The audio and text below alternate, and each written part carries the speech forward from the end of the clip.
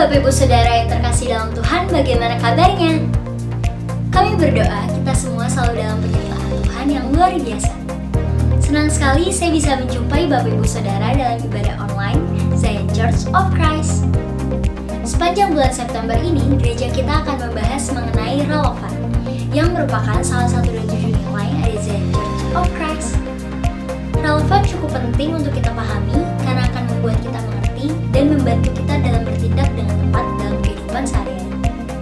Sebelum itu, mari kita sama-sama siapkan hati kita karena kita akan memasuki dalam pujian dan penyembahan. Selamat beribadah, Tuhan Yesus memberkati.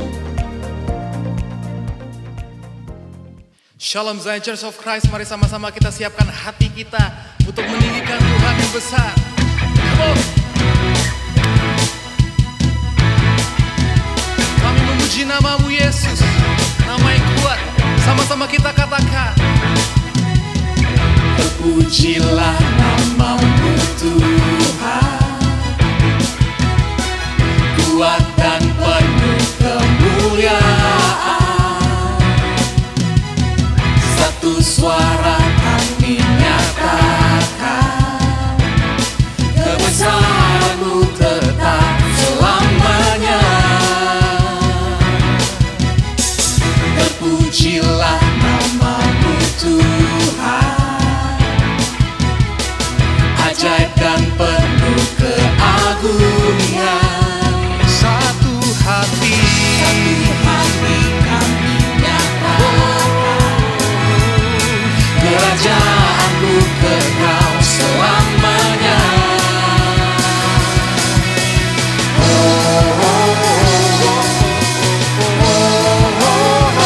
Engkaulah Raja atas dunia, yang menakjubkan kutuk dan membebaskan jiwa. Kami bersorak, bertepuk tangan. Engkau Tuhan percaya dan memerintah untuk selamanya. Come on! Terpujilah nama-Mu Tuhan, ajaib dan penuh keagungan. Satu hati kami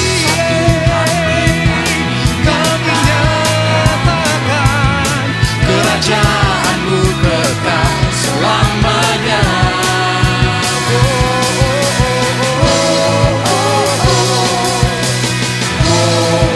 Semuanya. Engkaulah Raja atas dunia, yang menakjubkan kutuk dan membebaskan jiwa.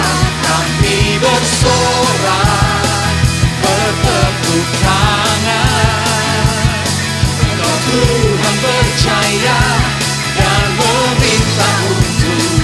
Engkaulah Raja atas dunia, amin, yang menghancurkan kutuk. Mari sama-sama kita siap lebih tinggi lagi buat Tuhan.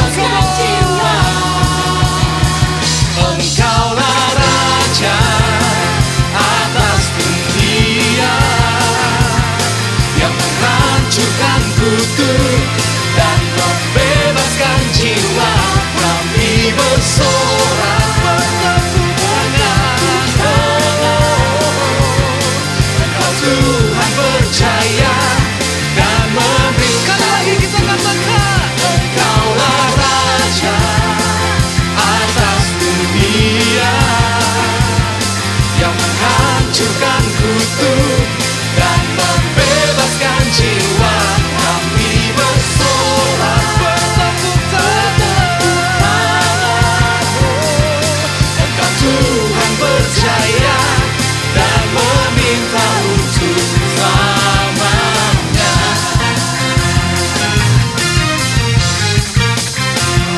Mari sama-sama setiap kita percaya berikan sorak-sorai yang termulia hanya bagi Tuhan kita. Come on!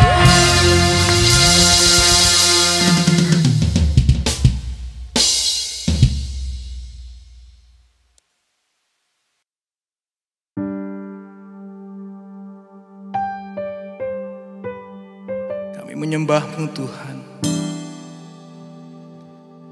Kami menyembah-Mu Yesus. Kami yakin Kau hadir di tengah-tengah kami. Ku menyembah dalam kudus hadirat-Mu, hampiri tata kasih karunia-Mu Bapa.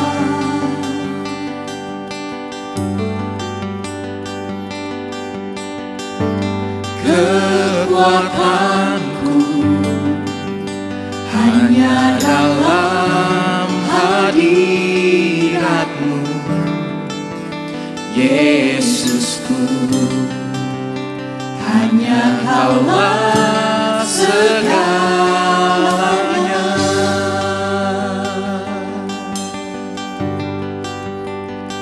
Ku yakin Kau hadir di sini, ku rasakan kuasa yang tak terbatas. Ku yakin Kau nyata di sini, kemenangan terjadi di sini.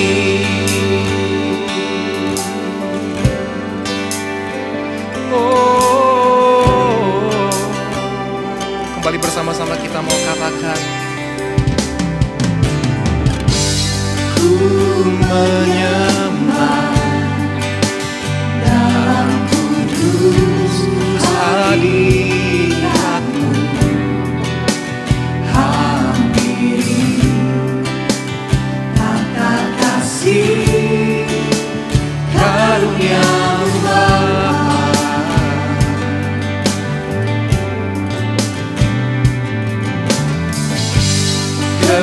Kekuatanku hanya dalam hadirat-Mu, Yesusku. hanya Kaulah segalanya.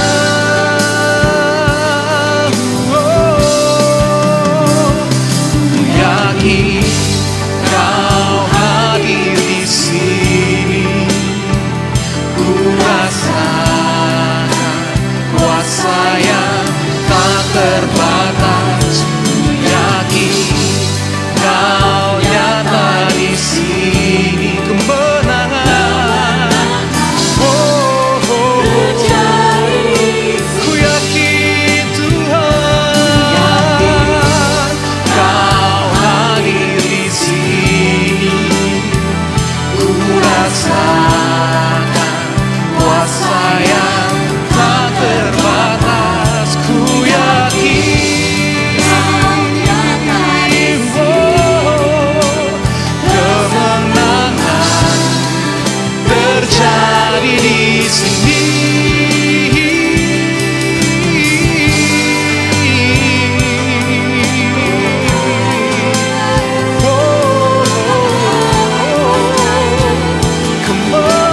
kemenangan, kesembuhan hadir di sini bersama-Mu di dalam-Mu Tuhan.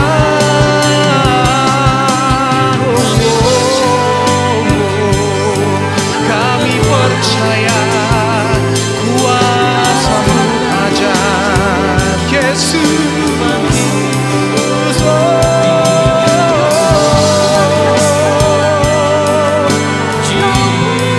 Jesus, we worship You.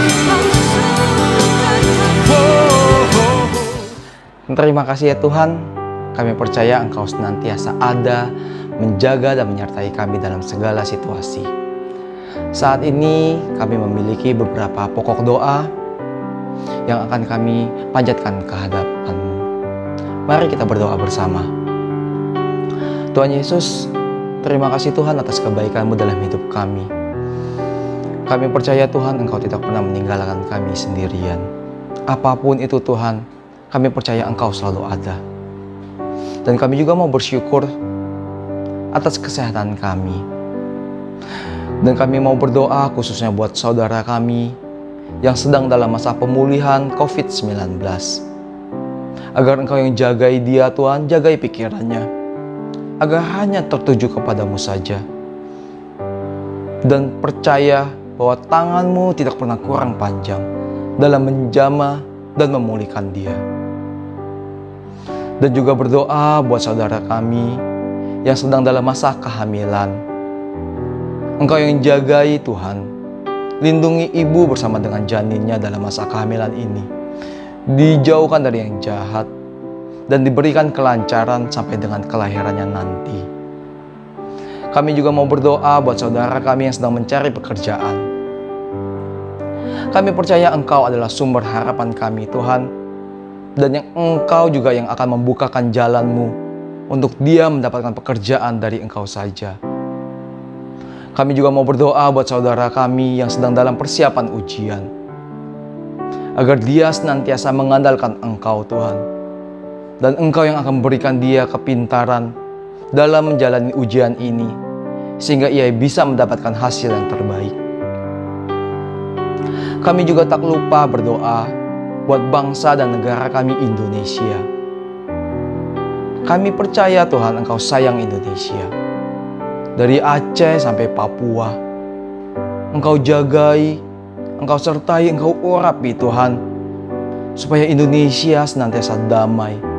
Jauh Tuhan dari segala hal-hal yang negatif. Dari hal-hal yang jahat. Dan kami percaya Indonesia bisa segera pulih dari COVID-19 ini. Kami juga mau berdoa Tuhan buat pemerintahan kami, dari yang tertinggi sampai yang terendah, agar mereka semuanya memiliki roh takut akan Tuhan. Dan mereka bisa bekerja dengan sepenuh hati untuk kebaikan rakyat Indonesia. Di saat yang bersamaan juga Tuhan, kami mau mengucap syukur atas kebaikan-Mu, atas penyertaan-Mu terhadap saudara kami bersama dengan orang tua dan keluarganya. Senantiasa diberikan kesehatan. Yes Tuhan, Engkau baik. Dan kami juga bersyukur atas pertumbuhan komunitas rohani kami, iConnect.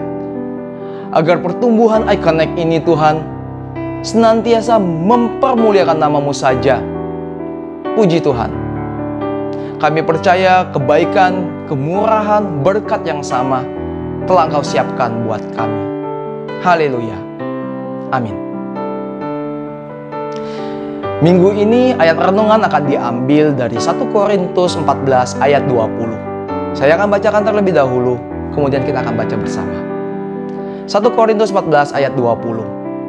Saudara-saudara, janganlah sama seperti anak-anak dalam pemikiranmu. Jadilah anak-anak dalam kejahatan, tetapi orang dewasa dalam pemikiranmu. Kita baca bersama. 3, 2, 1. 1 Korintus 14 ayat 20. Saudara-saudara, janganlah sama seperti anak-anak dalam pemikiranmu.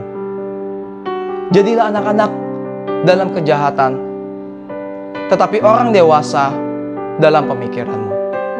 Saya percaya Tuhan mau kita tumbuh bersama Dia, tumbuh dewasa hanya bersama Dia.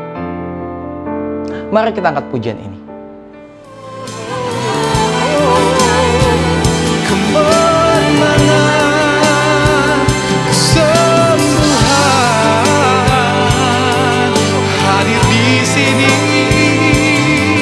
bersamamu di dalammu Tuhan.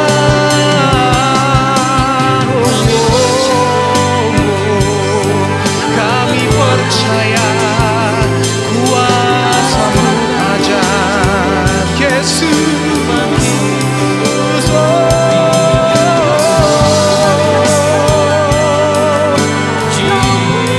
Jesus, we worship you. Segenap jiwaku memuji-Mu. Sungguh besar Kau Yesus.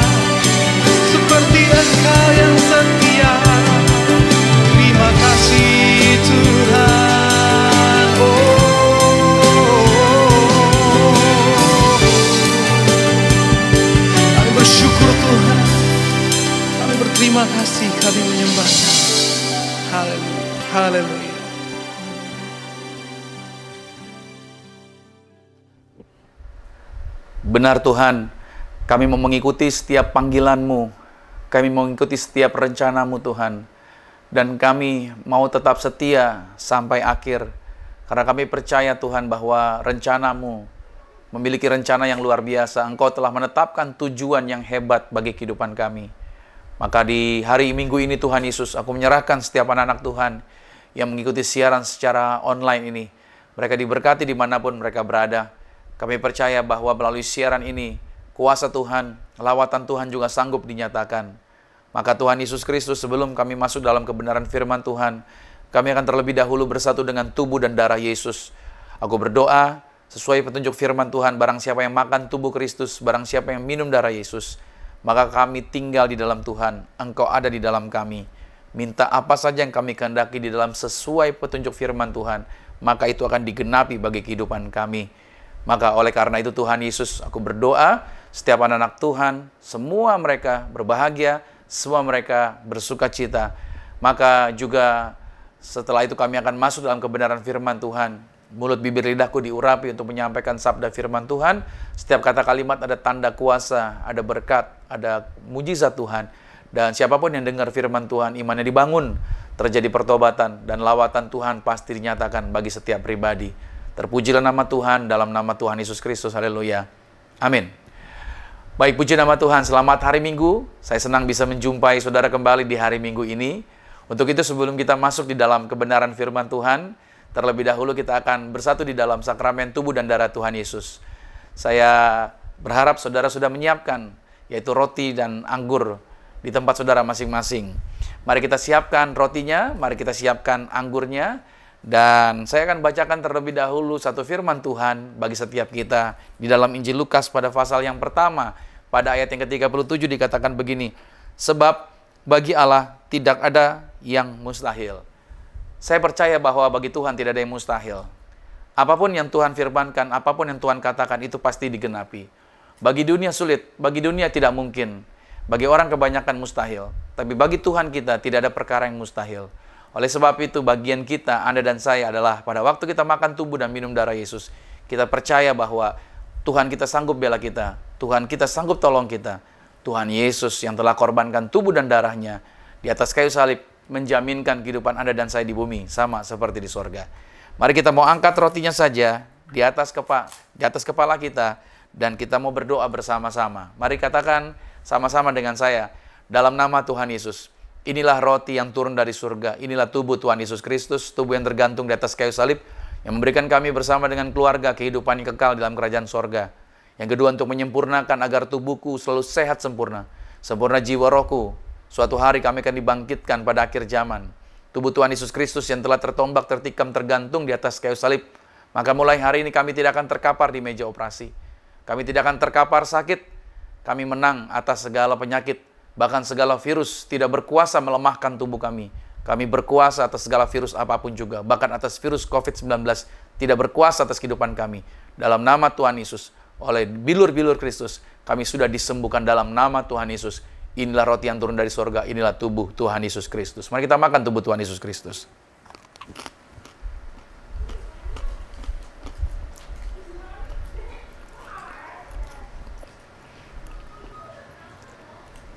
Mari kita mengangkat anggur ini. Bersama-sama dengan saya kita ucapkan doa kita. Dalam nama Tuhan Yesus, inilah darah Yesus Kristus, darah yang tercurah di atas kayu salib, sebagai perjanjian yang baru dan yang kekal. Mulai hari ini bersama keluarga kami berjanji saling mengasihi, saling mengampuni. Kasih mula-mula senantiasa ada di dalam rumah tangga kami. Maka kami tolak setan, tuyul, dukun-dukun, kuasa kegelapan, roh-roh jahat, kuasa iblis, setan yang coba menakut-nakuti. Kami halau, kami patahkan dalam nama Tuhan Yesus, tidak berkuasa bagi hidup kami.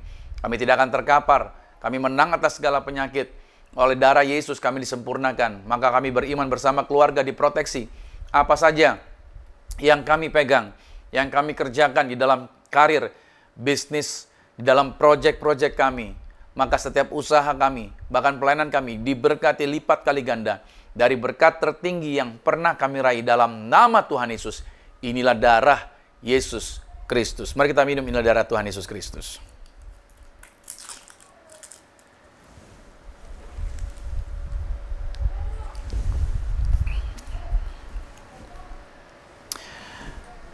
Mari siapkan juga yaitu minyak di tangan saudara.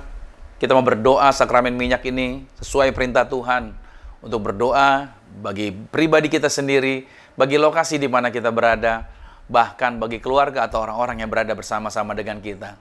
Sebagaimana murid-murid diutus Tuhan Yesus untuk mendoakan orang sakit, membangkitkan orang mati, bahkan mengusir setan-setan. Sama-sama dengan saya katakan dalam nama Tuhan Yesus, inilah minyak urapan, setiap tetes saya punya kuasa mengusir setan, setiap oleh saya punya kuasa menyembuhkan penyakit.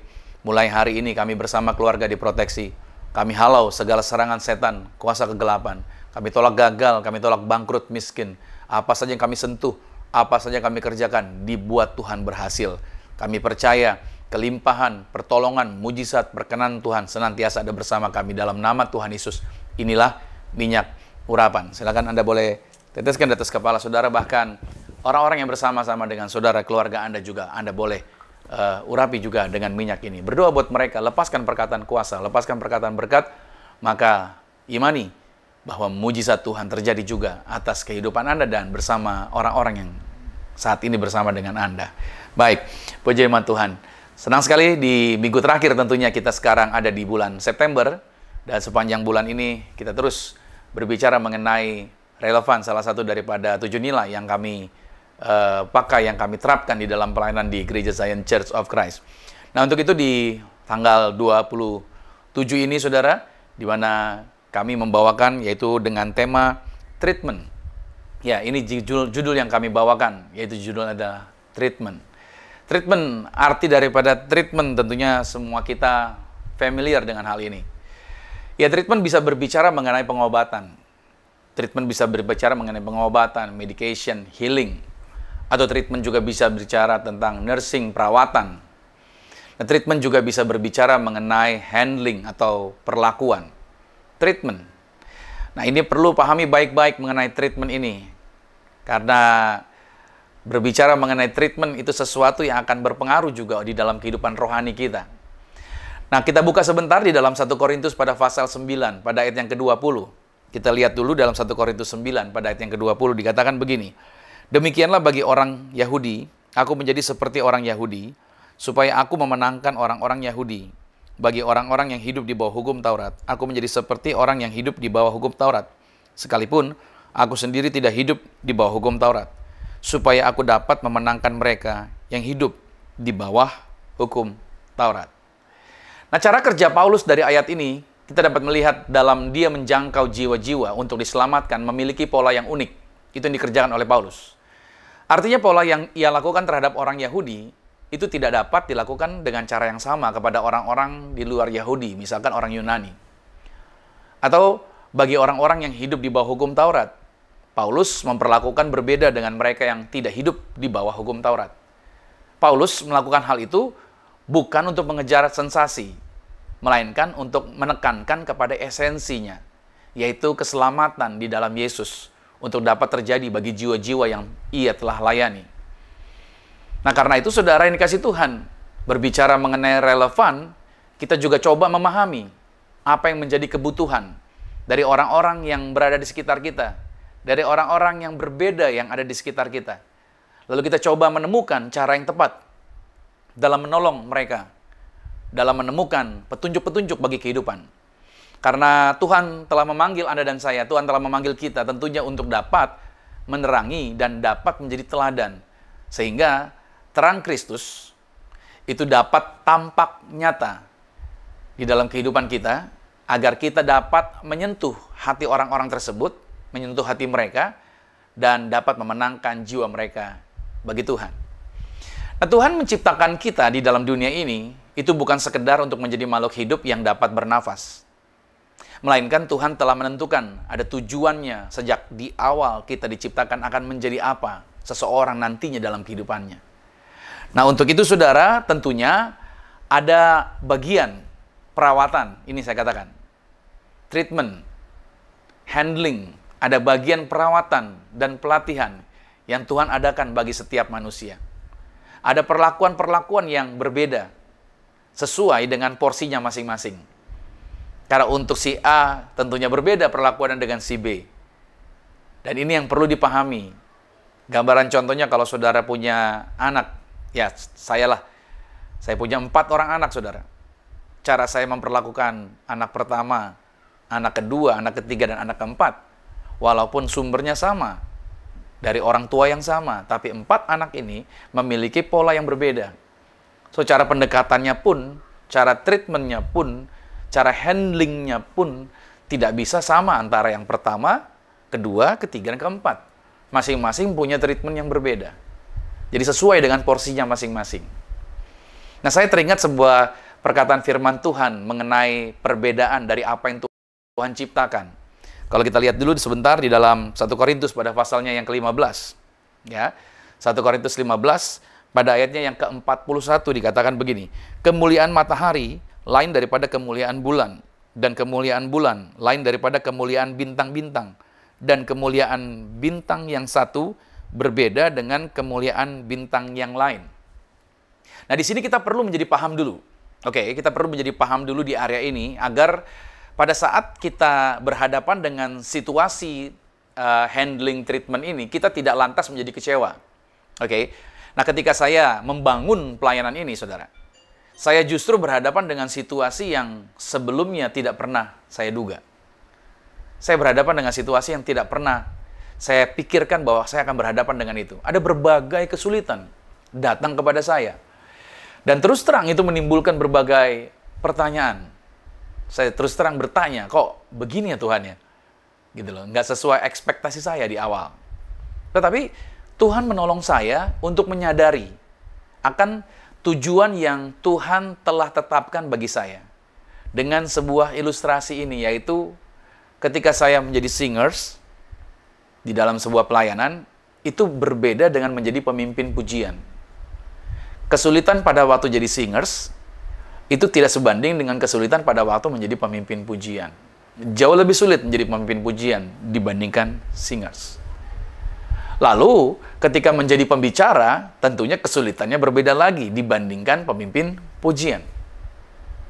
Jauh lebih sulit menjadi pembicara dibandingkan menjadi pemimpin pujian. Lalu ketika menjadi pembicara tamu, jauh lebih sulit lagi pada waktu levelnya meningkat dari pembicara tamu menjadi gembala sidang seperti hari ini. Itu jauh lebih sulit lagi, saudara, menjadi gembala sidang dibandingkan menjadi pembicara tamu. Nah, artinya dari ilustrasi ini saya diingatkan bahwa masing-masing area itu memiliki treatment atau perlakuan yang berbeda sesuai dengan kemampuan, sesuai dengan kapasitasnya masing-masing. Nah, artinya semakin kita dipercayakan lebih banyak, oke, maka pahami dulu nih, maka akan semakin dituntut lebih banyak lagi. Pada saat kami sedang membahas, misalkan di gereja kami ini kami sedang membahas mengenai values, mulai dari bulan Mei di tahun 2020 ini, maka itu akan semakin dituntut kepada kami untuk dipraktekkan terlebih dahulu di dalam kehidupan kami, khususnya bagi kami yang menjadi para pemimpin di dalam pelayanan ini. Nah, demikian pula, saudara yang dikasihi Tuhan, setiap kesulitan-kesulitan yang saat ini kita semua sedang hadapi, sebenarnya itu juga merupakan bagian daripada treatment yang Tuhan mau kerjakan di dalam diri kita masing-masing, di dalam kehidupan setiap kita. Anda harus pahami bahwa kesulitan yang ada pun sebenarnya ada bagian treatment yang sedang Tuhan kerjakan di dalam kehidupan kita. Ingat ya bahwa Allah turut bekerja dalam segala hal untuk mendatangkan kebaikan. Tidak ada yang tidak baik dari Tuhan. Semua yang datang dari Tuhan, semuanya baik. Even ada hal yang negatif di sekitar kita, Tuhan bisa ubah itu menjadi kebaikan bagi setiap kita. Kita seringkali berpikir, pada saat persoalan itu datang, ketakutan meliputi. Ada persoalan, kita segera diliputi dengan ketakutan. Dan seolah-olah ketakutan atau masalah tersebut akan menenggelamkan kita semua. Lalu semua masalah itu sepertinya dalam pemandangan kita akan tampak menjadi besar sekali dalam kehidupan kita. Dalam 1 Korintus pada pasalnya yang ke-10 pada ayat yang ke-13 dikatakan begini, pencobaan-pencobaan yang kamu alami ialah pencobaan-pencobaan biasa yang tidak melebihi kekuatan manusia, sebab Allah setia dan karena itu Ia tidak akan membiarkan kamu dicobai melampaui kekuatanmu. Pada waktu kamu dicobai, Ia akan memberikan kepadamu jalan keluar sehingga kamu dapat menanggungnya. Ya, kita diingatkan kembali bahwa pencobaan yang kita hadapi sama-sama dengan saya dulu katakan hanya biasa-biasa saja. Oke, katakan kembali, hanya biasa-biasa saja. itu bukan sesuatu yang luar biasa. Alkitab telah mengatakan akan hal itu. Tuhan setia. Dan Tuhan malahan akan memberikan kepada Anda dan saya jalan keluarnya. Oke, dan yang menghadapi adalah Anda dan saya, agar kita dapat menanggungnya. Dia tidak akan meninggalkan kita. Kita yang seringkali melihat masalah, dan kita berpikir bahwa masalah itu besar. Dan kitalah yang telah membuat masalah itu menjadi besar. Makanya suatu persoalan akan menjadi tampak besar pada saat kita membuatnya menjadi besar. Catat dulu. Jadi masalah itu akan jadi besar pada waktu kita mengatakannya itu besar. Nah, sering kali kita berpikir pada saat kita meminta Tuhan melakukan mujizat, misalkan kita mau berdoa minta mujizat dari Tuhan dalam situasi yang sulit. Nah, bagi kebanyakan orang mungkin ini situasi yang terlampau sulit untuk diselesaikan. Pada waktu kita berdoa minta itu, kita berpikir bahwa yang kita minta terlalu besar. Mungkin kalau kita minta situasi hari ini untuk dipulihkan dalam kehidupan kita, diubahkan, kita berpikir bahwa akan banyak tenaga di sorga yang terpakai untuk menjawab doa kita. Kita berpikir nanti tenaga seperti genset yang mulai redup gitu saudara, karena terlalu banyak dipakai untuk satu area. Kita berpikir seperti itu. Lalu kita menjadi tidak enak. Oke? Lalu kita menjadi kurang enak sama Tuhan dan udahlah, gak usah minta hal itulah, karena buat kita hal itu terlalu besar. Seperti itu saudara. Kita telah membuat satu masalah menjadi besar, karena kita sendiri yang membuatnya besar. Padahal yang sebenarnya, bagi Tuhan sebenarnya, untuk menyembuhkan apapun, bahkan menyembuhkan penyakit yang paling berat sekalipun, penyakit kanker misalkan, atau penyakit yang sedang ada hari ini, itu tidak lebih sulit dari menyembuhkan sakit demam sebenarnya. Tuhan tidak ada kesulitan melakukan mujizat dalam segala area, dalam segala perkara. Pilihannya sebenarnya ada di tangan kita. Pada saat kita berhadapan dengan masalah, apakah kita mau diatur oleh keputusan dunia, oleh informasi dunia yang coba menakuti kita, atau kita memilih percaya kepada janji Tuhan? Keputusannya ada sama kita. Kalau saya memilih untuk berserah dan percaya kepada perkataan Tuhan.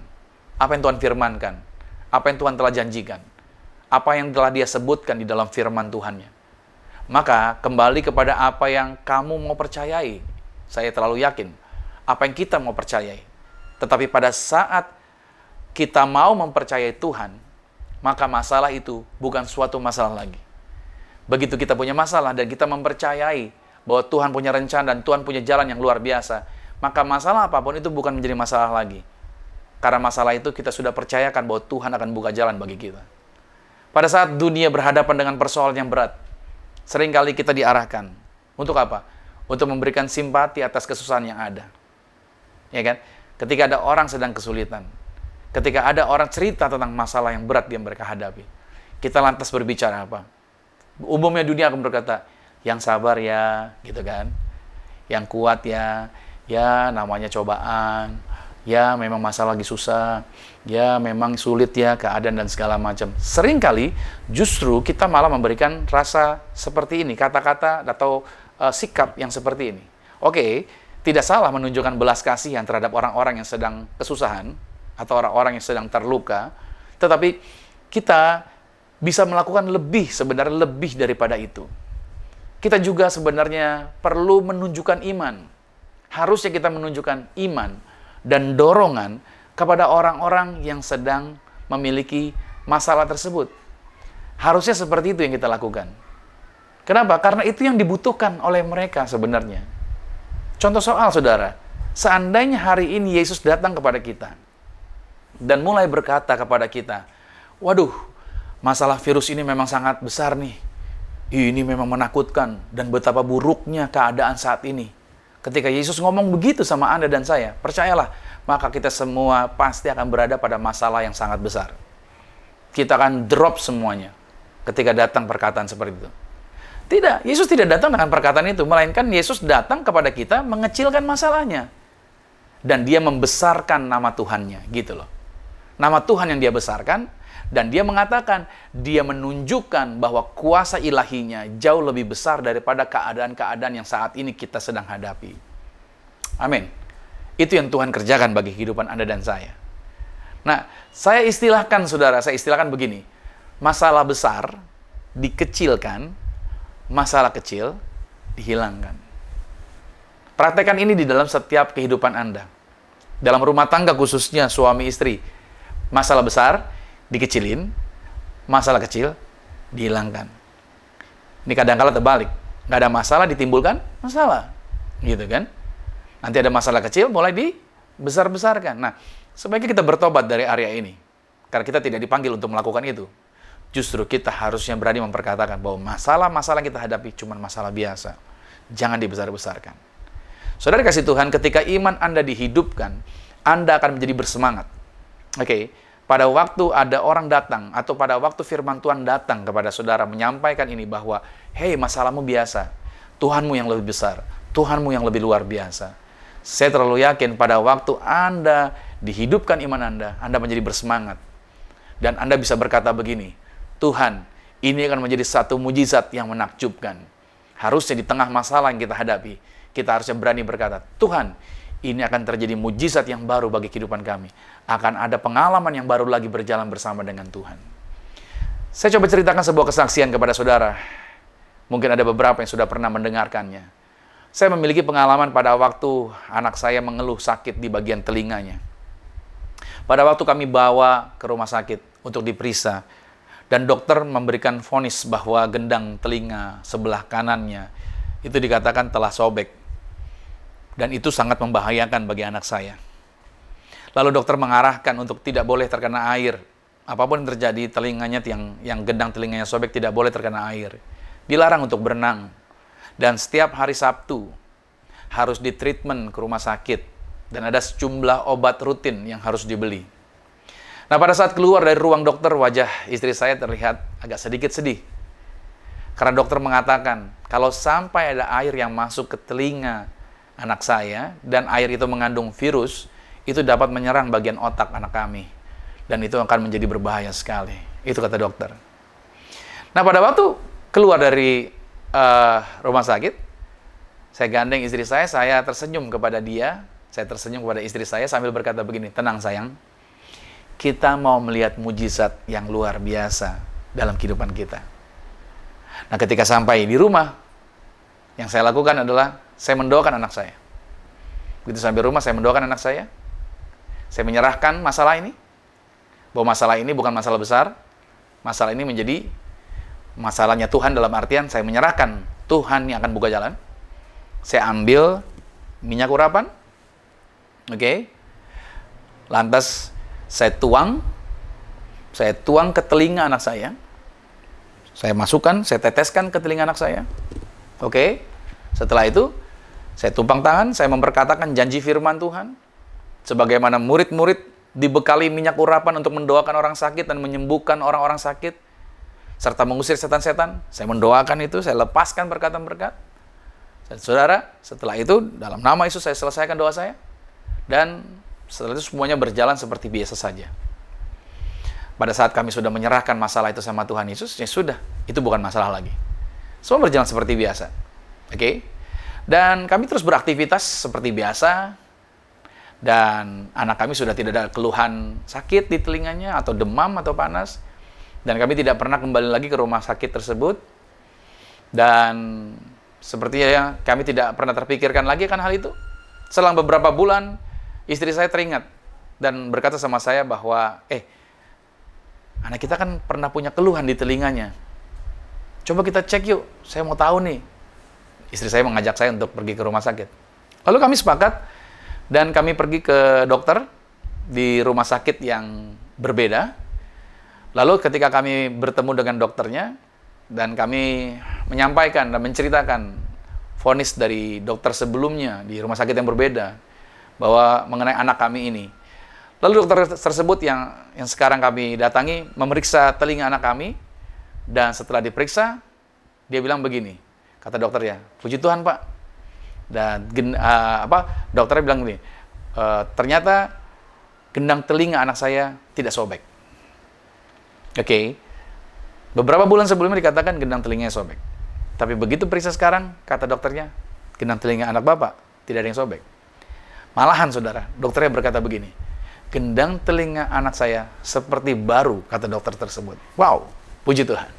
Haleluya. Nah, kita dapat melihat di sini, ini suatu kesaksian yang luar biasa bahwa semula saya katakan sama istri saya, tenang, kita akan mengalami mujizat yang baru. kita akan melihat pertunjukan yang dahsyat yang Tuhan sediakan buat kita. Kebanyakan orang hari-hari ini mungkin berpikir, saudara, pada waktu kita berhadapan dengan situasi hari ini. Kita berkata, orang berpikir Yesus tidak peka nih dengan situasi sekarang ini sepertinya. Pada saat kondisi keadaan sedang menegangkan, orang-orang mengalami penurunan, di mana-mana beritanya tentang kesusahan, malahan kok Yesus berkata, tenang, jangan takut. Yesus kan berkata sedemikian kan dalam Markus pada pasal yang ke-6. Apakah benar Yesus pribadi yang tidak peka? Bagaimana menurut saudara? Apakah Yesus tidak peka? Saya percaya bukan begitu berita tentang Yesus. Saya terlalu yakin bahwa Yesus adalah pribadi yang beriman. Dan Yesus ingin setiap kita juga beriman. Karena dengan iman, kita dapat menggerakkan segala hal yang kata dunia mustahil. Oke, ingat firman Tuhan tadi di awal, sebelum kita masuk dalam sakramen tubuh dan darah Tuhan Yesus, bagi Tuhan, tidak ada perkara yang mustahil. Tidak ada perkara yang mustahil bagi Tuhan. Nah, oleh sebab itu, saudara yang kasih Tuhan, ini yang perlu kita pahami bahwa kalau dengan iman kita dapat menggerakkan segala hal yang mustahil bagi dunia. Ini penting karena firman Tuhan mengingatkan bahwa tanpa iman kita tidak mungkin dapat berkenan kepada Tuhan. Karena berbicara mengenai iman artinya apa kita percaya sesuai dengan firman Tuhan itu, apa kita percayai di dalam firman Tuhan itu. Di dalam Ibrani pada pasal 11, pada ayatnya yang ke-6 dikatakan begini. Tetapi tanpa iman tidak mungkin orang berkenan kepada Allah, sebab barang siapa berpaling kepada Allah, ia harus percaya bahwa Allah ada, dan bahwa Allah memberi upah kepada orang yang sungguh-sungguh mencari Dia. Kondisi seperti itu tentunya bukanlah kondisi yang biasa bagi kebanyakan orang hari-hari ini untuk percaya. Karena mereka hidup dalam budaya natural. Karena orang-orang kebanyakan hidup dalam budaya natural. Seperti yang telah diinformasikan oleh dunia ini. Untuk bersuka cita dalam situasi yang berat, itu bukanlah hal yang biasa. Oke? Untuk bersuka cita dalam hal yang sulit, itu tidak lumrah. Oke? Dan ini yang terjadi di dalam kehidupan orang-orang. Harusnya kita mengimani bahwa Yesus sudah memenangkan pertempurannya. Yesus sudah memenangkan semua hal. Iblis sudah dikalahkan, musuh kita sudah dikalahkan. Sebenarnya Anda dan saya sudah dijaminkan untuk hidup di dalam kemenangan.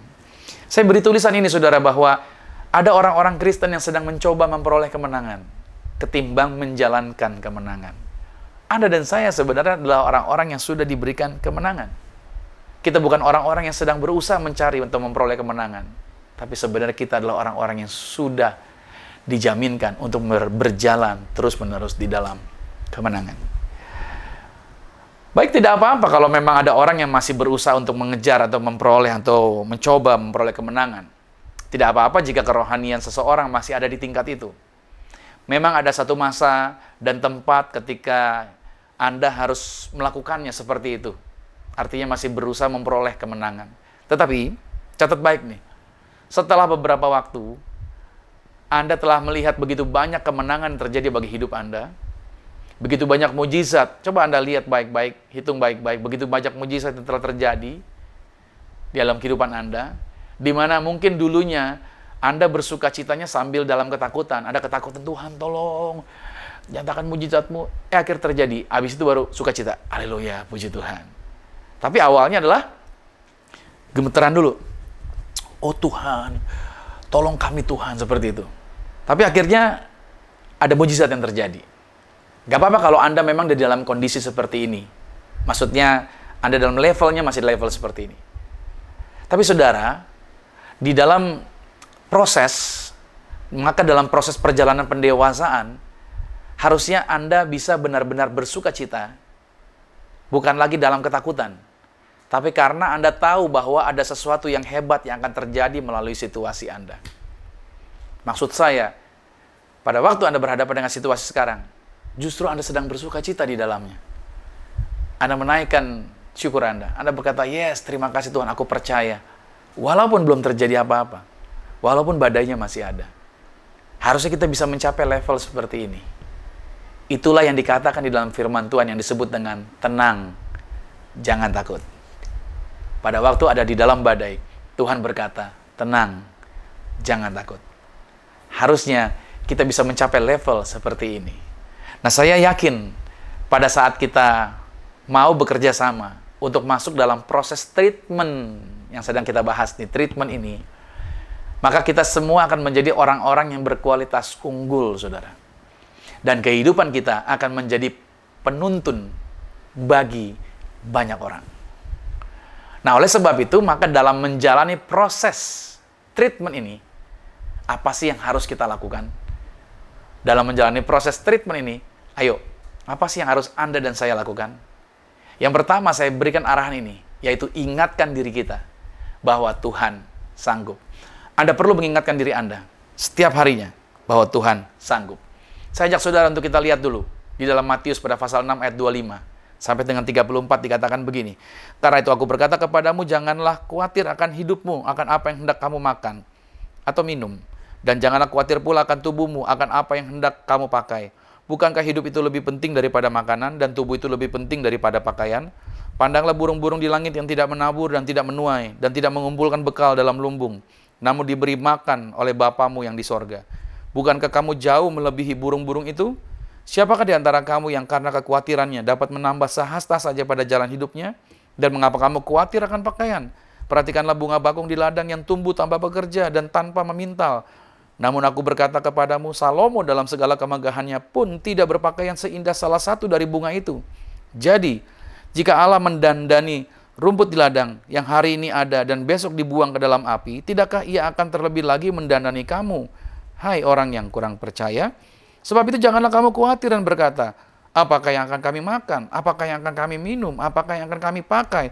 Semua itu dicari bangsa-bangsa yang tidak mengenal Allah. Akan tetapi Bapamu yang di surga tahu bahwa kamu memerlukan semuanya itu. Ayat 33, ini sudah menjadi ayat hafalan bagi setiap kita. Dikatakan begini, tetapi carilah dahulu kerajaan Allah dan kebenarannya, maka semuanya itu akan ditambahkan kepadamu. Sebab itu, janganlah kamu khawatir akan hari esok, karena hari besok mempunyai kesusahannya sendiri.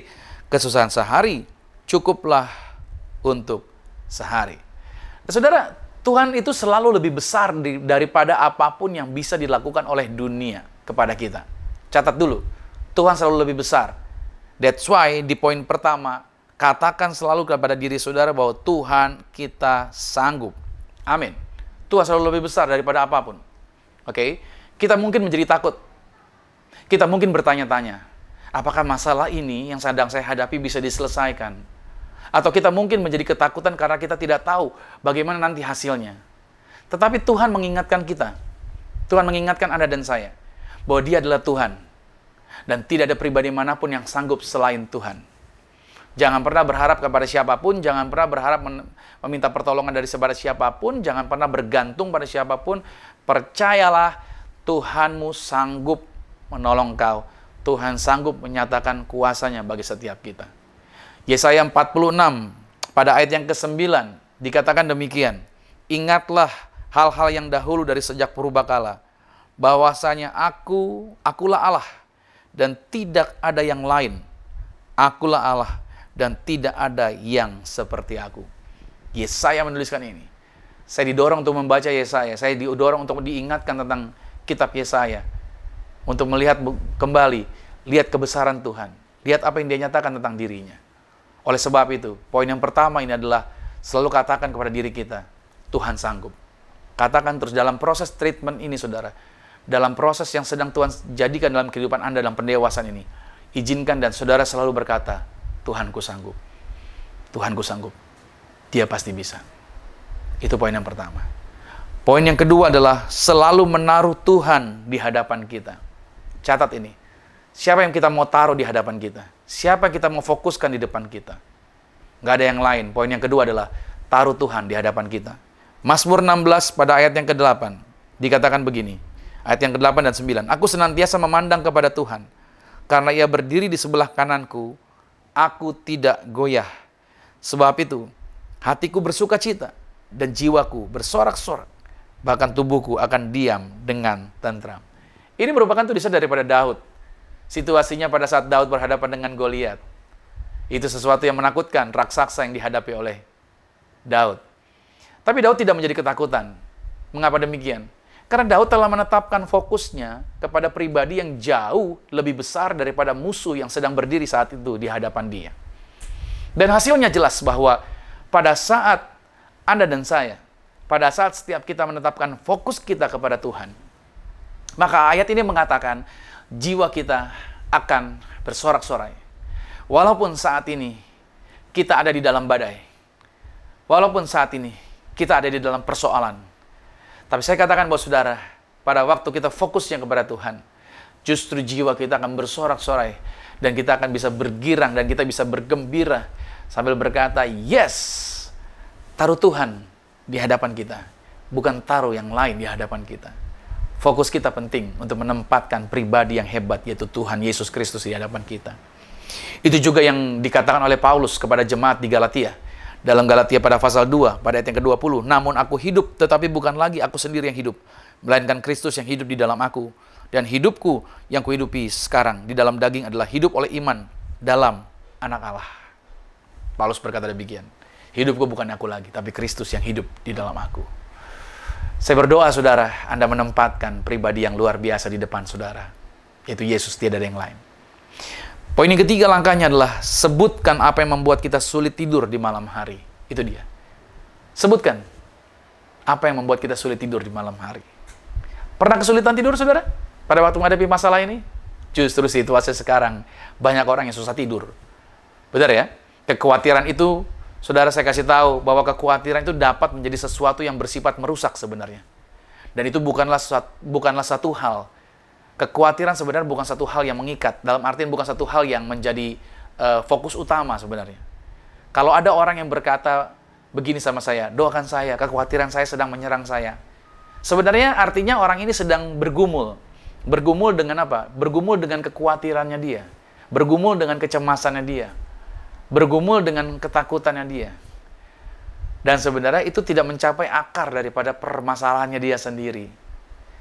Nah, ini kita perlu menelaah, yaitu akarnya dulu. Dalam suatu hal yang kita hadapi, kita harus melihat akar dari satu persoalan. Karena sebelum kita menangani akarnya, kita tidak akan pernah dapat mengubah buahnya. Jadi kalau saudara mau melihat buahnya yang bagus, maka yang perlu kita lakukan adalah beresin akarnya dulu. Nah, kalau akarnya tidak beres, ya buahnya juga tidak akan ada perubahan. Nah, karena itu saudara yang dikasih Tuhan. Kalau Anda punya ketakutan, kalau Anda punya kesulitan, ada hal-hal yang membuat Anda gelisah, Anda perlu menyebutkannya di hadapan Tuhan. Anda perlu datang sama Tuhan. Saya tidak perlu berdoa agar kegelisahan Anda pergi, kekhawatiran Anda pergi. Yang perlu Anda lakukan, yang perlu kita lakukan, sampaikan persoalan Anda di hadapan Tuhan. Serahkan di hadapan Tuhan. Seperti yang dikatakan oleh Daud, pada waktu dia dikejar-kejar oleh anaknya, pada waktu tahtanya dikudeta oleh anaknya. Dalam Mazmur pada pasal yang ketiga, pada ayat yang pertama, sampai dengan ayat yang kelima dikatakan begini. Mazmur Daud ketika ia lari dari Absalom anaknya. Ya Tuhan, betapa banyaknya lawanku, banyak orang yang bangkit menyerang aku. Ini ungkapan Daud. Disampaikan kepada Tuhan. Banyak orang yang berkata tentang aku, baginya tidak ada pertolongan daripada Allah. Tetapi Engkau, Tuhan, adalah perisai yang melindungi aku. Engkaulah kemuliaanku dan yang mengangkat kepalaku. Dengan nyaring aku berseru kepada Tuhan dan ia menjawab aku dari gunungnya yang kudus. Aku membaringkan diri, lalu tidur. Lihat kata-kata Daud. Aku bangun sebab Tuhan menopang aku. Haleluya. Saudara, kalau Anda kesulitan tidur, saya sampaikan buat Anda serukan, sebutkan di hadapan Tuhan. Pada waktu saya memiliki bebannya puncak di dalam kehidupan saya berdoa dan saya berseru, Tuhan, masalah saya ini, saya serukan semuanya, saya ucapkan semuanya. Saya sampaikan kepada Tuhan. Betapa banyak problem, saya ikutin apa yang dikatakan dalam Mazmur pada pasal 3 ini. And then begitu saya selesai, saudara, saya bisa membaringkan diri, saya bisa tidur terlelap, dan saya bisa bangun dengan tubuh yang bugar, dengan pikiran yang segar. Walaupun saya tahu ada masalah lagi yang akan saya hadapi, tapi saya percaya kesusahan satu hari, cukuplah sehari. Besok ada kesusahannya sendiri. Saya harus bisa tidur, saya harus bisa beristirahat. Dan saya percaya bahwa masalah tidak akan menjadi masalah lagi pada waktu kita serahkan sama Tuhan. Itu langkah yang ketiga dalam treatment ini, saudara. Dan langkah yang keempat dalam treatment ini adalah penuhilah mulut kita dengan puji-pujian. Ya, penuhi mulut kita dengan puji-pujian. Mazmur 71 ayat yang ke-8, mulutku penuh dengan puji-pujian kepadamu, dengan penghormatan kepadamu sepanjang hari. Sekali lagi, Daud adalah seorang yang selalu berhadapan dari satu krisis kepada krisis selanjutnya. Oleh sebab itu saudara, ketika dia berhadapan dengan masalah ini, dalam proses yang dihadapi, Daud tidak pernah bersungut-sungut. Daud tidak pernah mengeluhkan. Karena dia tahu, pada waktu dia diurapi minyak oleh Samuel, Samuel telah mengatakan, engkau akan menjadi raja yang menggantikan Saul. Walaupun situasi yang dihadapi Daud tidak mudah, begitu banyak tekanan, kesulitan yang dihadapi, tapi dia tetap memuji Tuhan. Karena dia tahu apa yang Tuhan rencanakan tidak akan gagal. Walaupun dia nggak lihat waktunya, walaupun dia belum lihat kejadiannya, kenyataannya, tetapi dia percaya bahwa Tuhannya hebat. Makanya Daud selalu menempatkan pujian, bukan kata-kata ungkapan-ungkapan yang negatif. Nah, saudara dikasih Tuhan, itu bagian yang Daud lakukan sebelum dia menjadi raja dalam kesulitan yang dihadapi. Nah saudara, bagaimana dengan kita? Apa yang kita ucapkan di dalam masalah yang sedang kita hadapi hari ini? Apa kita mau bersorak-sorai memuji-muji Tuhan? Atau sebaliknya kita mengucapkan kata-kata negatif? Ada sumpah serapah yang mengalir melalui lidah kita. Ada ucapan-ucapan yang salah yang kita ucapkan. Saudara dikasih Tuhan, harusnya kita belajar dari area ini. Kita mengerti bahwa Tuhan punya treatment kepada Anda, treatment kepada saya, treatment kepada setiap orang percaya. Semuanya berbeda-beda dengan kapasitasnya. Yang saya tahu adalah Tuhan punya tujuan. Tuhan ingin kita menjadi seorang yang berbeda. Tuhan ingin kita menjadi orang yang dahsyat. Tuhan ingin melalui kehidupan kita relevan, kita bisa nyambung dengan orang. Kita bisa tolong orang lain. Kita jadi tahu bagaimana memberitahu arahan, jalan, dan segala macam. Hidup ini penuh pengalaman. Hidup ini gak ada kebetulan. Ada jalan-jalan yang Tuhan sediakan. Ada maksud Tuhan untuk kita dibawa masuk dalam perjalanan-perjalanan yang luar biasa. Saudara, Ayub pernah mengalami situasi yang kita semua tentunya tidak akan mau memimpikannya. Jangankan masuk dalam situasinya. Mikir aja nggak ada yang mau seperti Ayub. Tetapi saudara dikasih Tuhan, Ayub ada di sana, pernah mengalami situasi itu. Dan Ayub telah melaluinya. Ayub berhasil melewati treatment tersebut. Ayub bukan orang yang nggak percaya Tuhan. Ayub orang yang percaya Tuhan. Ayub orang yang memiliki kredibilitas yang luar biasa. Tapi dia mengalami situasi yang tidak nyaman. Tapi ketika dia melewati itu semuanya, Ayub menjadi sosok pribadi yang berbeda dalam memahami cara kerja dan setiap rencana Tuhan. Saudara, saya percaya bahwa Tuhan ingin saudara dan saya kenali cara kerjanya Tuhan, kenali rencana Tuhan. Justru momen ini adalah saatnya Anda dan saya untuk masuk dalam treatment ini tadi, di handling oleh Tuhan. Untuk apa? Untuk kita ngerti cara kerjanya Tuhan. Ayub pasal 23 pada ayat yang ke-10 dikatakan, karena ia tahu jalan hidupku, seandainya ia menguji aku akan timbul seperti emas. Lihat kata-katanya Ayub. Lalu saudara, dalam Maleakhi pada pasal 2 pada ayat yang ketiga, Maleakhi 3 ayat yang kedua sampai ketiga dikatakan, siapakah yang dapat tahan akan hari kedatangannya, dan siapakah yang dapat tetap berdiri apabila ia menampakkan diri? Sebab ia seperti api tukang pemurni logam, dan seperti sabun tukang penatu. Ia akan duduk seperti orang yang memurnikan dan mentahirkan perak, dan ia mentahirkan orang Lewi, menyucikan mereka seperti emas dan seperti perak, supaya mereka menjadi orang-orang yang mempersembahkan korban yang benar kepada Tuhan. Saya percaya kalau gereja hari-hari ini sedang menghadapi situasi, tantangan, dan pergumulan, saya percaya bahwa ada maksud dari ayat ini. Saya baca, saya diingatkan dalam Maleakhi 3 ayat 2-3 ini, bahwa Tuhan sedang memurnikan kita. Dia sedang mentahirkan kita. Para lewinya, para pelayannya, menyucikannya seperti emas, dan emas itu dibakar untuk menjadi murni. Dan saudara yang dikasih Tuhan, tujuan agar apa? Agar kita menjadi orang-orang, para pelayan Tuhan, para gereja Tuhan, dapat mempersembahkan korban yang benar kepada Tuhan. Bukan lagi mencari keuntungan pribadi, bukan lagi untuk kepentingan pribadi, tapi bagaimana untuk kebesaran nama Tuhan. Saya percaya bahwa Tuhan tetap bekerja sampai hari ini. Tuhan tetap Tuhan yang hebat. Tuhan tetap Tuhan yang dahsyat. Saya bersuka cita. Apakah Anda bersuka cita? Saya bersorak-sorai. Apakah Anda bersorak-sorai? Dalam situasi apapun yang saat ini sedang kita hadapi, mari bersuka cita. Mari bersorak-sorai. Karena kita tahu pertolongan Tuhan tidak pernah terlambat. Karena kita tahu pertolongan Bapa kita itu indah dan tepat pada waktunya. Tuhan Yesus dahsyat, Tuhan Yesus luar biasa. Dia berkarya bagi Anda, Dia berkarya bagi saya, Dia berkarya bagi kita. Dimanapun Anda dan saya berada, Dia tetap berkarya dan Dia tetap Tuhan yang luar biasa. Terima kasih sudah menyaksikan acara ini. Terima kasih sudah mengikuti ibadah ini. Selamat hari Minggu dan Tuhan Yesus Kristus berkati. Amin. Mari kita bersatu di dalam doa. Terima kasih Tuhan Yesus. Kami diberkati bahwa bagian kami di dalam kehidupan kami yaitu ada treatment yang semula mungkin kami tidak sadar, yang mungkin kami nggak mengerti kenapa kami berhadapan dengan situasi-situasi ini.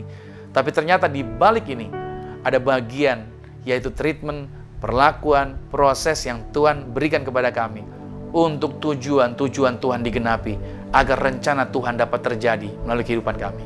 Kami bersuka cita Tuhan untuk kami menerima message ini. Kami terima kasih sekali bahwa Tuhan menguatkan kami. Tuhan mengangkat kami untuk kami menyadari dalam situasi kami hadapi, kami mau selalu bersorak-sorai, kami mau selalu bersuka cita. Praise the Lord, thank you Lord Jesus. Maka Tuhan Yesus, aku juga berdoa bagi setiap anak-anak Tuhan dimanapun mereka menyaksikan acara ini. Doaku, mereka semua diberkati, mereka semua diubahkan, mereka semua dilawat, mereka semua terberkati dan melakukan perkara-perkara yang luar biasa. Aku melepaskan berkat bagi mereka, tetap sehat bersama dengan keluarga mereka. Tidak ada seorang pun yang sakit-sakitan. Apapun yang mereka sentuh, apapun yang mereka kerjakan, dibuat berhasil. Anak-anak Tuhan tidak jadi ekor, tapi anak-anak Tuhan jadi kepala. Anak-anak Tuhan selalu sukses dalam kehidupannya. Mereka menginjak ular dan kalajengking. Mereka naik terus ke atas, bukan turun. Dan kami berkati mereka di dalam kemuliaan. Hidup mereka tidak lagi di dalam ketakutan. Walaupun ada raksasa di depan, walaupun ada masalah, walaupun ada badai, tapi firman Tuhan telah mengatakan, tenanglah. Maka kami tenang, kami bisa tetap sorak-sorai, karena kami tahu pertolongan Tuhan kami itu luar biasa. Bapa kami dahsyat dan Bapa kami secara ajaib ada bersama kami. Terima kasih Tuhan, terima kasih Bapa. Dan saatnya juga, yaitu kami juga memberkati setiap mereka, siapapun yang telah berpartisipasi di dalam pelayanan ini, Tuhan telah memberkati. Aku percaya pelayanan ini diberkati. Tuhan yang kirimkan orang-orang yang terbaik. Tuhan kirimkan orang-orang yang tepat untuk memberkati pelayanan kami, Zion Church of Christ. Dimanapun wilayah, yaitu siaran ini disiarkan, semuanya terberkati Tuhan. Terima kasih buat mereka. Apapun yang mereka korbankan, digantikan yang luar biasa. Terima kasih Tuhan Yesus Kristus. Dan kami akan menerima berkat sepanjang seminggu ini. Apapun juga di dalam aktivitas mereka juga dibuat berhasil. Memasuki bulan Oktober, diberkati lebih daripada bulan September ini. Thank you Lord Jesus. Kami serahkan program-program kami ke depan, segala sesuatunya. Bahkan seluruh gereja-gereja di Indonesia, semuanya diberkati di dalam kemuliaan Tuhan. Dan saatnya kami akan menerima berkat Tuhan, kekasih Kristus. Arahkan hati, aminkan setiap berkat ini menjadi milik kita. Diberkatilah engkau di dalam usahamu, diberkatilah engkau di dalam pekerjaanmu, diberkatilah engkau di dalam studi sekolah kuliahmu, dan diberkatilah engkau di dalam pelayananmu. Apapun yang kau pegang kerjakan di dalam kekudusan, ingatlah perkara ini. Tuhan Yesus Kristus pasti buat engkau berhasil diangkat. Tuhan, kau naik ke atas, bukan turun jadi kepala, bukan ekor. Aku berdoa sepanjang minggu, bulan, bahkan tahun ini merupakan minggu, bulan, tahun yang penuh berkat, sehingga siapapun tinggal dengan kau pasti diberkati, keluargamu diberkati, orang tuamu diberkati, saudara-saudarimu diberkati, rumah tanggamu berbahagia. Maka sekarang terimalah berkat anugerah dari Bapa di sorga, cinta kasih di dalam Yesus Kristus, kekuatan penghiburan di dalam kuasa Roh Kudus, menyertai mengurapi setiap kita mulai saat ini, sampai Tuhan datang menjemput Anda dan saya, keluargamu dan keluargaku, kita semua sama-sama menjadi warga kerajaan sorga. Yang percaya sama-sama dengan saya katakan, amin. Terima kasih saudara yang telah menyaksikan acara ini. Sampai jumpa lain waktu, sampai jumpa minggu depan. Dan Tuhan Yesus Kristus berkati kita semua. Shalom.